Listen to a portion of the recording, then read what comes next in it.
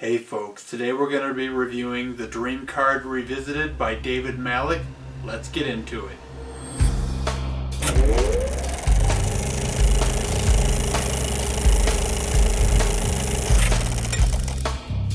Welcome to Slightly Better Magic Reviews. My name is Paul, and today we're reviewing The Dream Card Revisited by David Malek.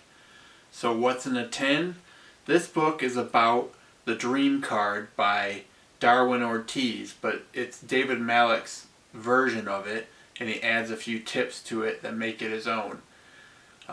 It's 158 pages, and it goes into great detail about the nuances that make up the routine. So let's talk about the value and if it's overpriced.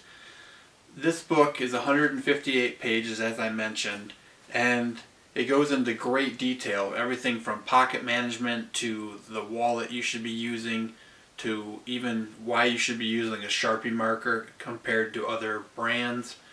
And I would say the only thing that makes it a little less of a value is that the pictures are black and white instead of color photos like we're used to in Vanishing Ink books. But other than that, I would say it's a good value for $35. So who is this for? A hobbyist or a pro? That's a tricky question to answer with this book and this routine, because it is such a comprehensive guide that a hobbyist will have a lot to learn and absorb from the great detail and the stuff that he mentions that he's learned through trial and error, such as how to fit the wallet in your pocket just right to make loading go smoother. However, the attention to detail in this book might bore a seasoned professional who has already figured this stuff out on their own.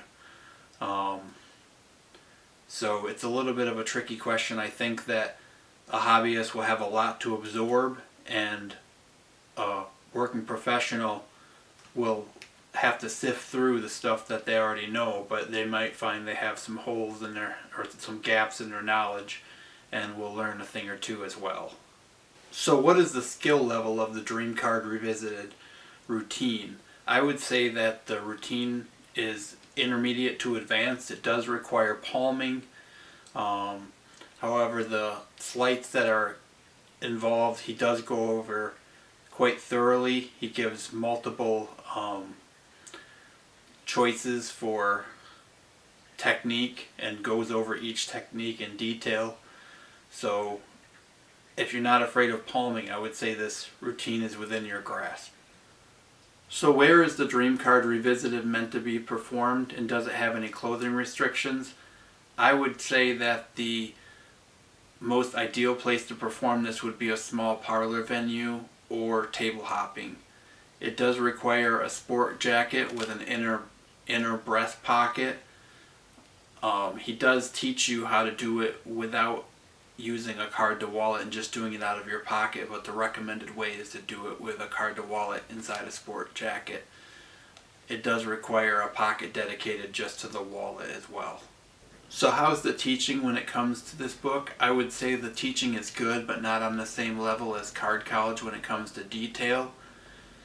He does give you multiple options for sleights, so you do have options when it comes to picking one that fits your style and your skill set.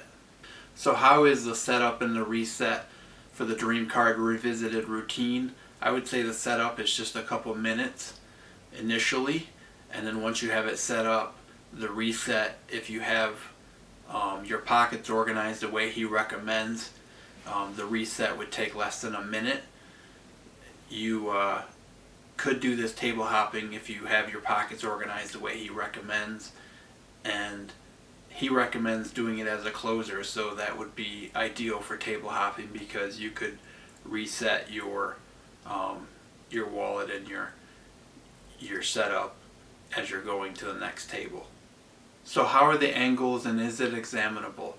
I would say the angles are pretty good as long as you don't have people behind you or standing right shoulder to shoulder with you.